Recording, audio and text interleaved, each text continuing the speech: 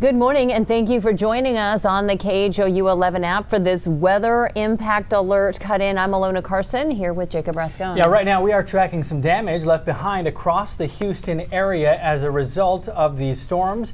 And we're taking a live look right now at Bray's Bayou, which is up to its banks after the storms.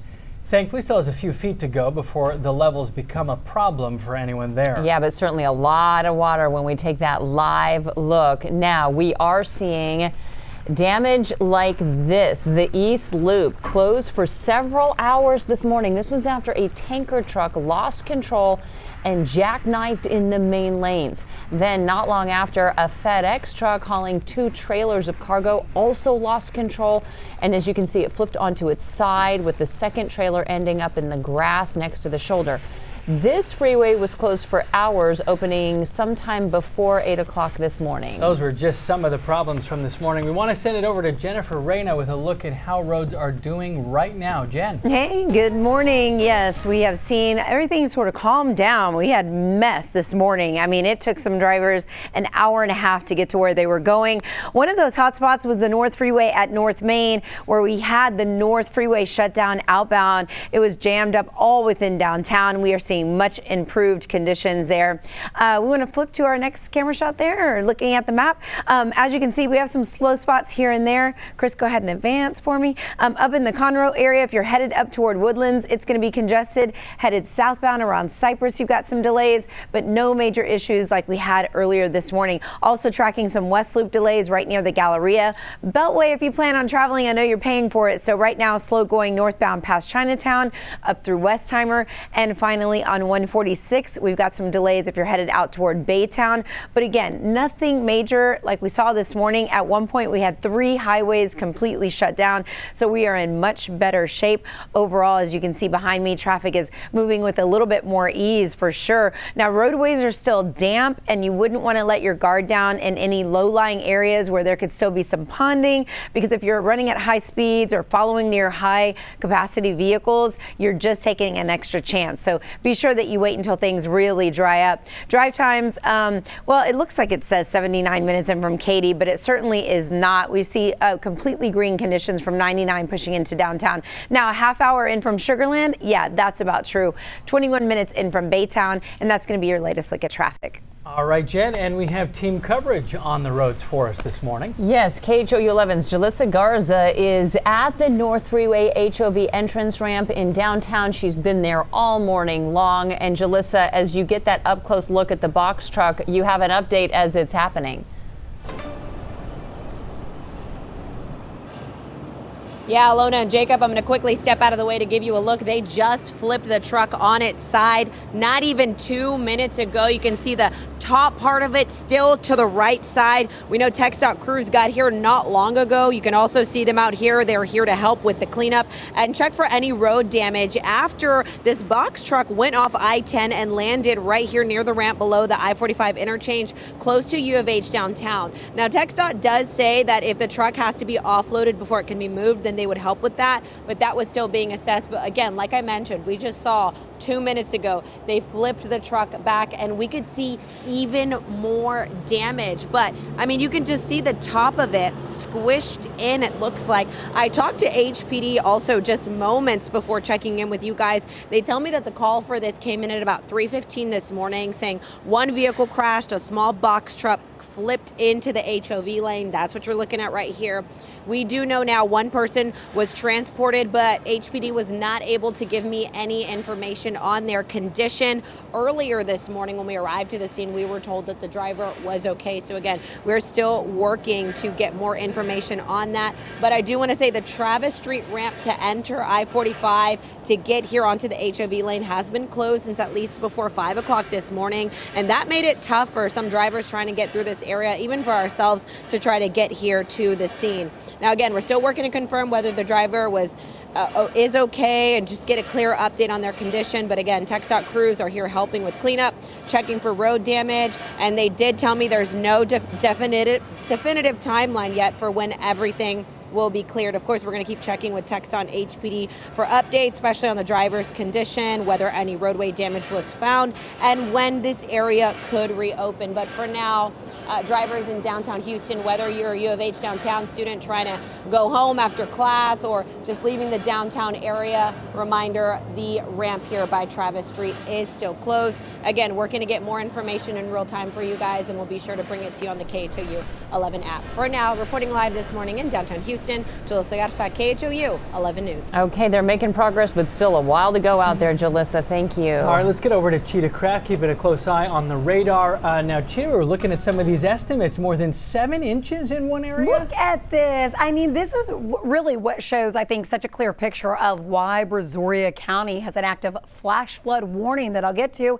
And then while Harris County is really handling the rain that we've seen overnight well, very well, Montgomery County had kind of a break, less than an inch of rain in most spots, about a half, closing in on an inch. There's a 7/10 there.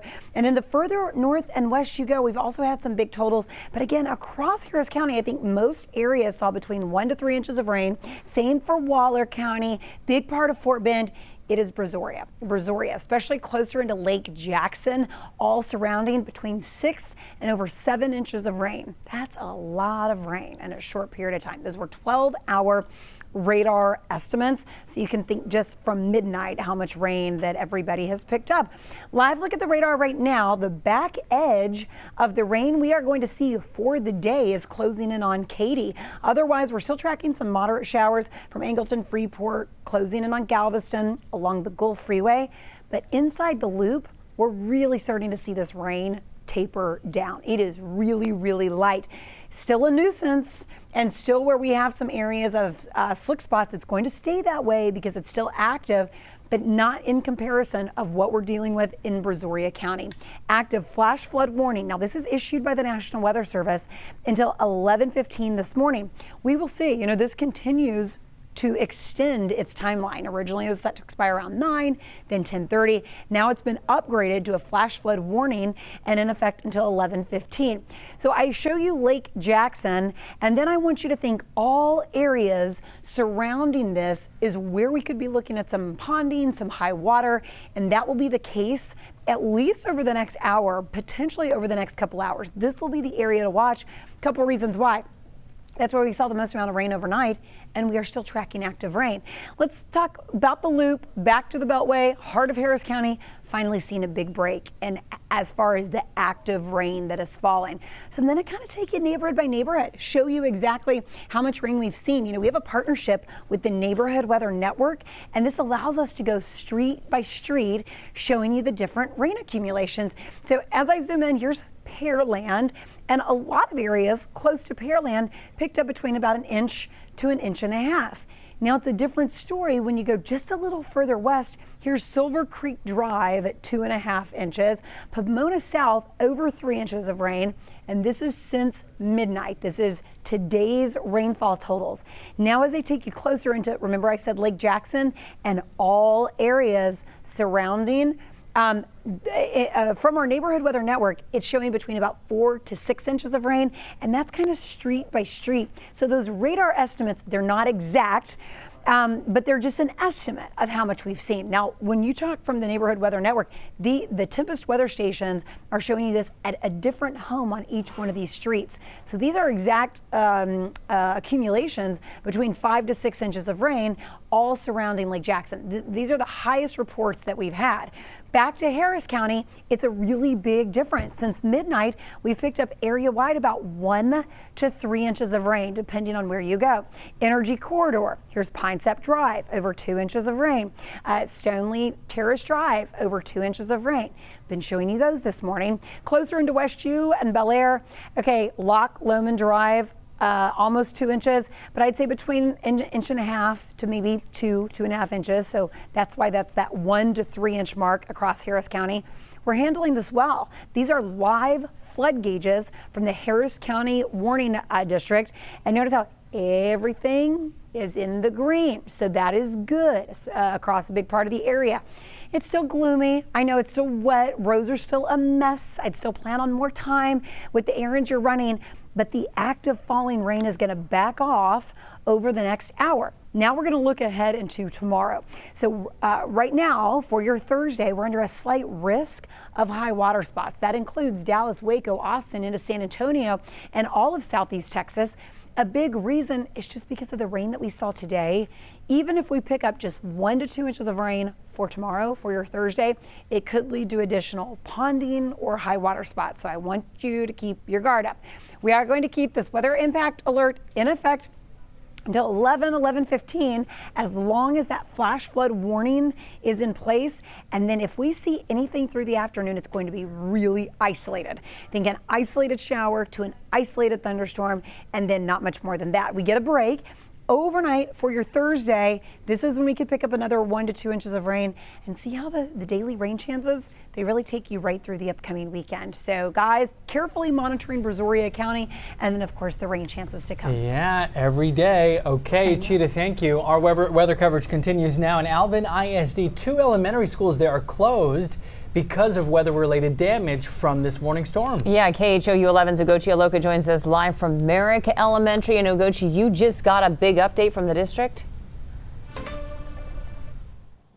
I did.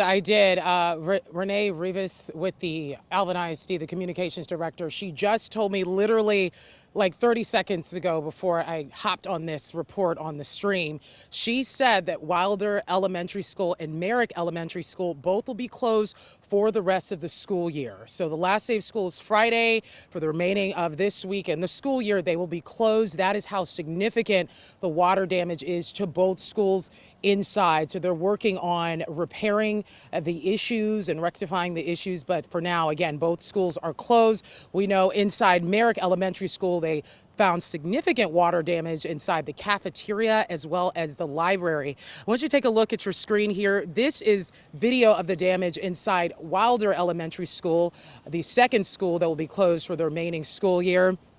It shows a steady stream of water trickling into the school through the ceiling inside Wilder Elementary.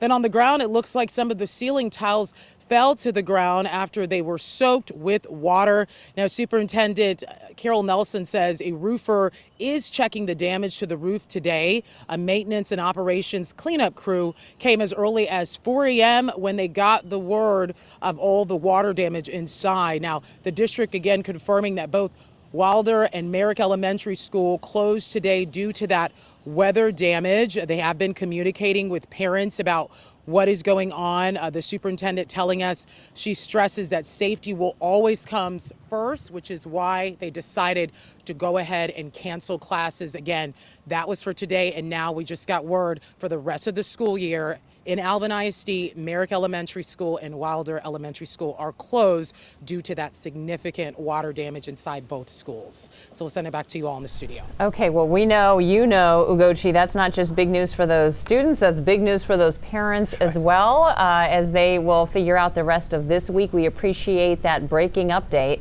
that she just passed along. Our coverage does not stop here. We'll be following the impacts of this morning's storms all throughout the day. Yeah, you can tune in to KHOU 11 News at noon for the very latest updates to the impacts in your area. And with more rain in the forecast every day this week, you can simply scan the QR code right there, download the KHOU 11 app, and you can turn on the push notification so you get the latest alerts and impacts right to your phone as they happen.